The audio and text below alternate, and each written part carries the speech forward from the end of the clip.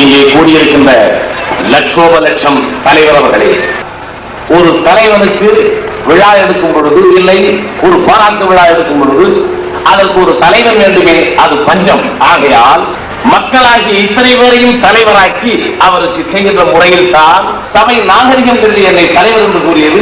ஒரு குழந்தையை சீட்டெடுக்க சொல்லி ஒரு நல்ல காரியத்திற்கு எடுப்பது போல் ஒரு பாரத ராஜாவை இந்த நிகழ்ச்சிக்கு தலைவராக சொல்லி இருப்பதாக நான் எடுத்துக்கொண்டு, இது தலைவர் உரை அல்ல, மனிதனின் சராசரி ஒரு சாதாரண மனிதனின் ஒரு சிறிய உரையாக எடுத்துக்கொள்ளுமாறு நான் கேட்டுக்கொள்கிறேன். அனுப்பும் பொழுதே நண்பர்கள் சொன்னார்கள், அதிகமாக உணர்ச்சி வசப்பட்டு விடாது.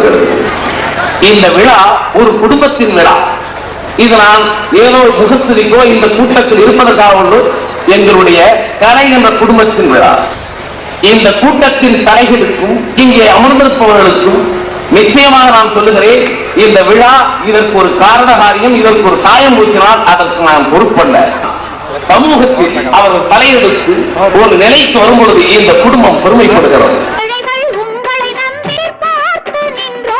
மக்களை படித்து பட்டம் பெற்றிருக்கிறீர்கள்.